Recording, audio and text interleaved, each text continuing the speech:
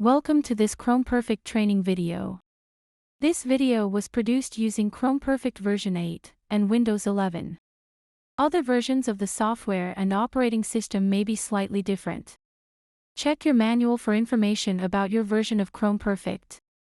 This presentation is taken from the Chromperfect main manual, which is supplied with all modern Chromperfect systems in PDF format and is installed with the software. To view any of the manuals, please locate the following directory on your computer. C:/cpdata/manuals. Note that you will need a PDF reader installed on your computer to open the documents. This video is part of a wider chapter looking at specific Chromperfect features. The System Manager program. The System Manager allows qualified users to change all settings within the Chromperfect System Configuration Library. The System Configuration Library information is stored in two files, cpsystem.cfg and cppassword.cfg, which are created by cpsysconfig.dll and normally reside in the Chromperfect program directory. The information is encrypted so that it cannot be meaningful to or altered by hackers. As initially installed, the security features are not enabled, and any user may operate this program. Once the security features are enabled, then only the administrator, that is, anyone who knows the administrator's name and password, may operate the System Manager. The flag that controls the security features can be changed only within the System Manager, so once security features are enabled, only the administrator can disable them. To launch the System Manager, click on the main menu's System button. The following form will appear. This form contains a menu bar, a list of users, and a list of groups. Each of these items is explained in a section below. Users and groups. The upper list contains a row for each user. For each user, it displays the logon name, the full name, the description, the number of group memberships, the number of privileges, and the account status. The lower list contains a row for each group. For each group, it displays the name, the description, the number of members, and the number of privileges that the group confers. These lists are not directly editable, but they may be changed using the menu items and dialogues described below.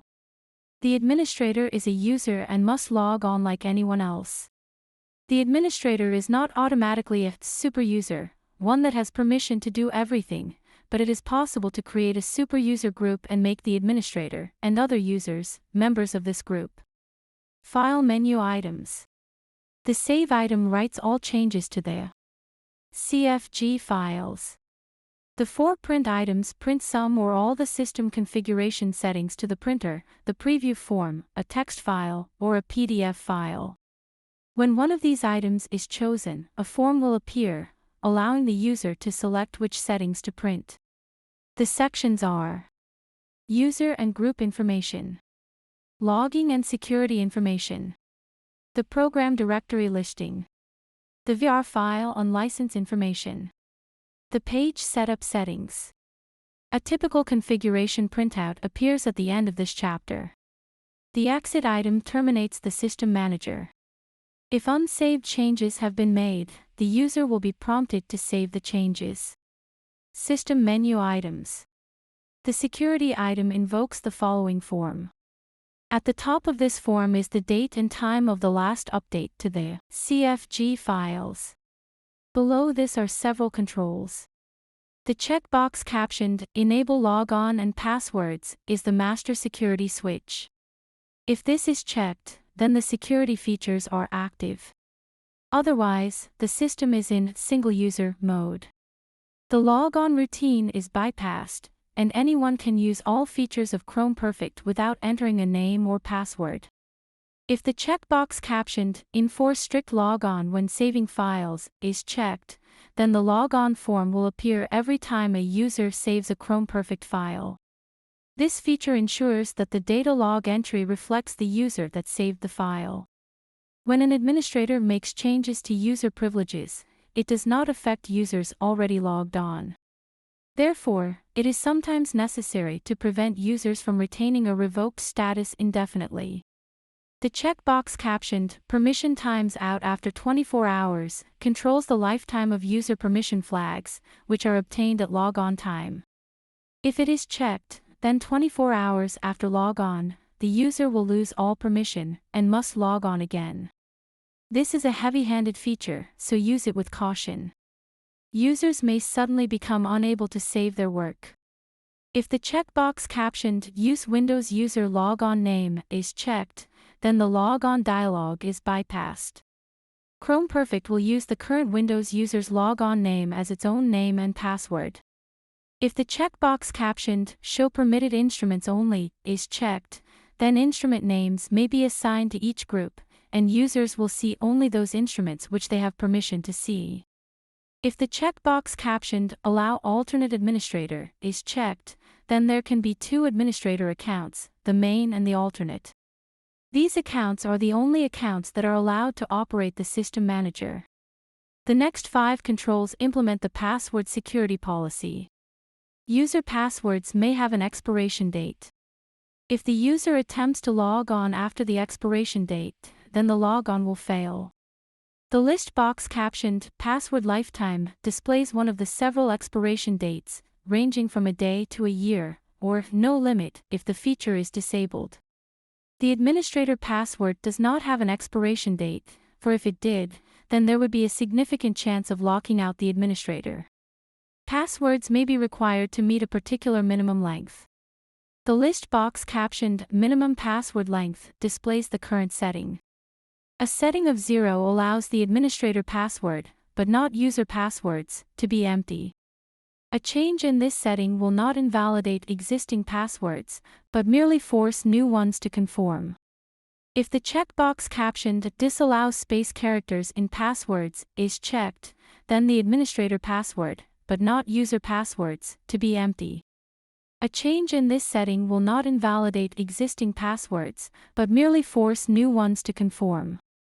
If the checkbox captioned "Prevent Reuse of Old Passwords" is checked, then whenever the administrator enters a new password, it will be checked against a list of previous password names for that user. If there is a match, the new password is disallowed.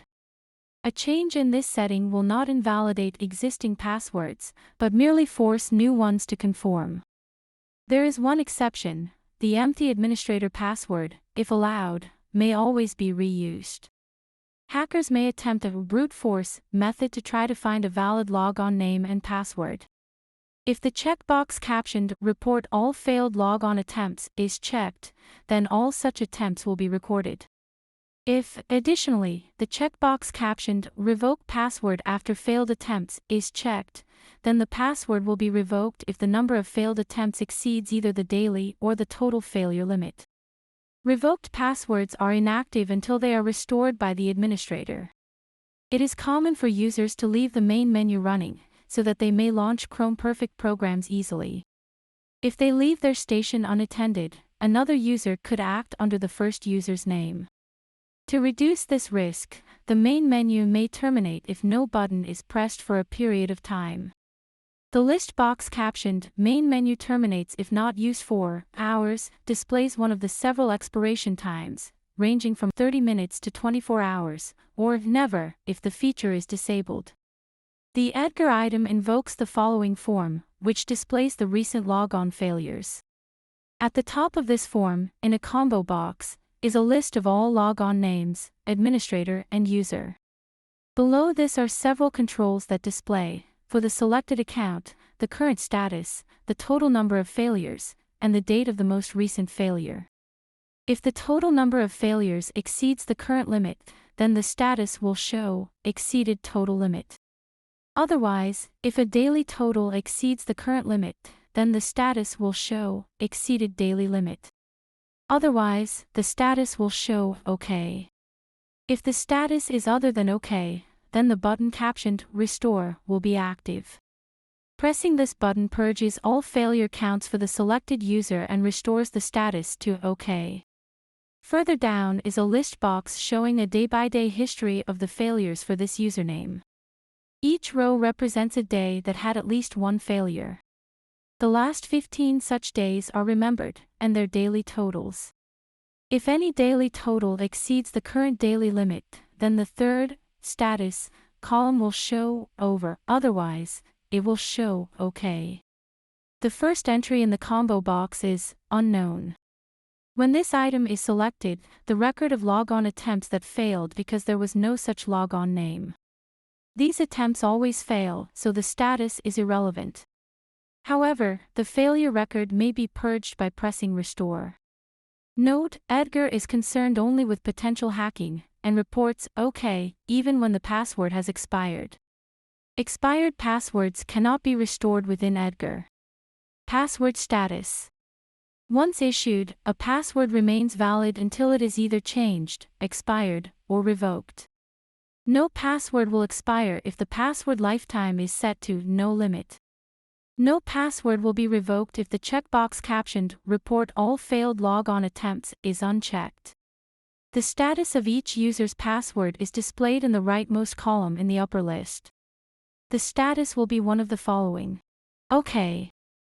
The password is valid, and will remain so indefinitely. N days remaining. The password is valid, but will expire in N days. 1 day remaining. The password is valid, but will expire at midnight tonight. Expired. The password has expired, and must be changed. Revoked. The password has been revoked, and must be restored. To change an expired password, simply enter a new password in the User Properties dialog. When you press OK, the status should change to N days remaining. However, if old passwords are disallowed, and you attempt to change the password to one which has already been used, then an error message will appear, telling you to enter a different password. To restore a revoked password, use the Edgar dialog, as described above. The logging item invokes the following form. The checkbox captioned Enforce System-Wide Log File Settings determines who controls logging. If it is checked, then this program will determine the log settings. All stations in the CP system will use the same settings, and, if security is enabled, only the administrator may change these settings. If unchecked, then the log settings are editable within the station manager. Each station in the CP system will set its own settings, and any user with permission may change these settings. If this checkbox is unchecked, then the 3 controls immediately below it will be dimmed. The text box captioned Log File Directory contains the name of the directory where the log files will be stored. This path may point to a directory either on the local station or on a central server. The button to the right invokes the path in query form. Log files may get so large that they are difficult to view. To prevent this problem, they are typically archived from time to time. The checkbox captioned Notify User to Archive when datalog file gets huge, and the values supplied in the text box below determine whether users are warned, and what constitutes huge. The checkbox captioned Enable Administrator Logging determines whether changes made in the system manager are recorded and viewable in the Chromperfect history program. The checkbox immediately below determines whether viewing, or archiving, this log is restricted to the administrator, in addition to the usual permissions. The button captioned Logging Options provides access to a form where the individual logging flags may be set. These flags are described in the section on the history program. The page setup item invokes the following form. The Edit tab section that lets the user set up the page properties for each of several file printouts or reports. Selecting an item in the list box at the top of the form brings the appropriate settings into the controls below, where they may be edited. To edit the font settings, press the Font Properties button and use the standard Windows font dialog that appears. The Help tab provides a list of the text substitution codes that may appear in the header or footer text. These codes expand to the actual value at print time. The miscellaneous item invokes the following form. The first item in this form determines the minimum number of digits in the cycle number when a raw data or bound file name is assembled from its parts. The allowable range is 1 to 5. For example, if the base name is myfile and the cycle number is 1, or 123, then the raw data file name would be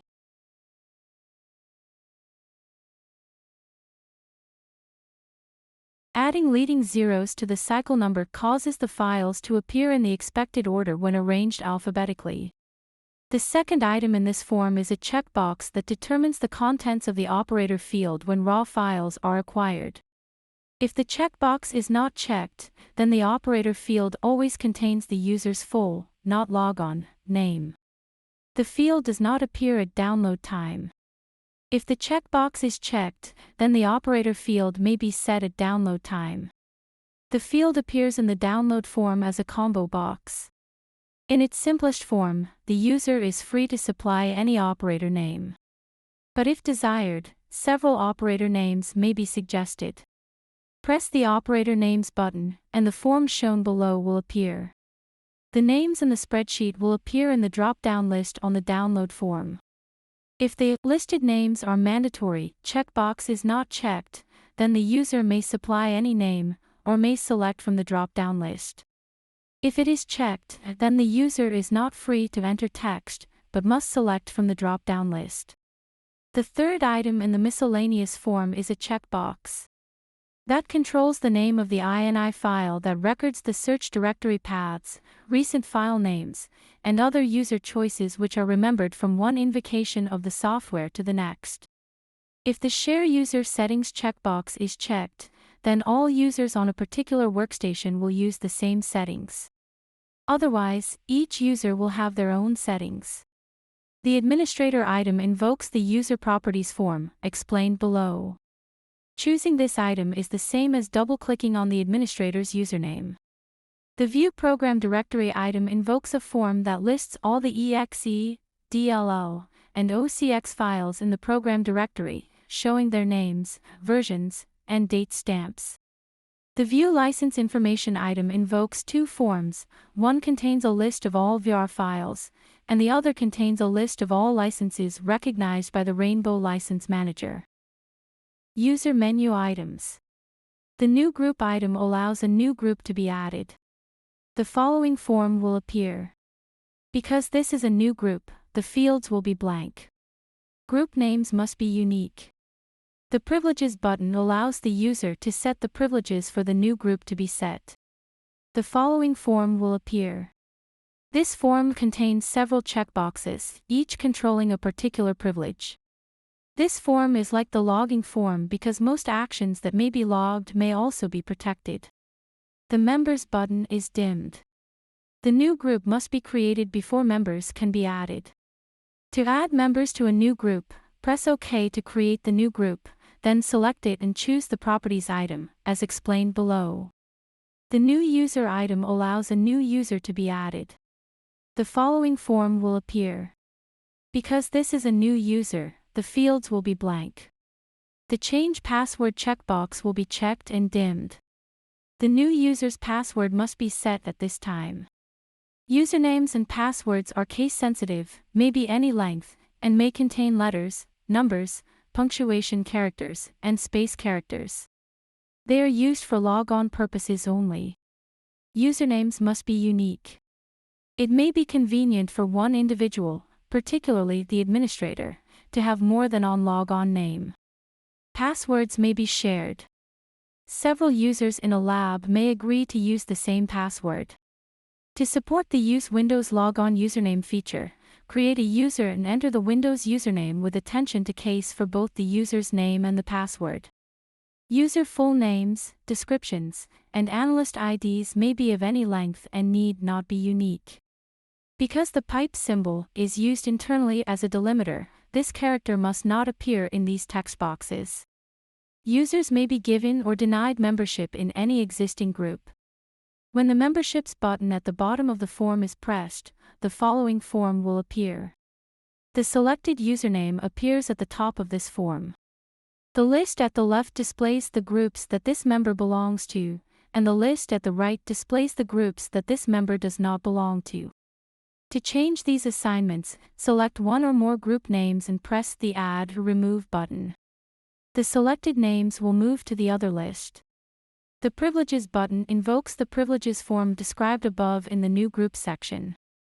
When invoked from the New User or User Properties form, this form displays the privileges conveyed upon the user by their group memberships. This form is not editable because privileges are assigned to groups, not users.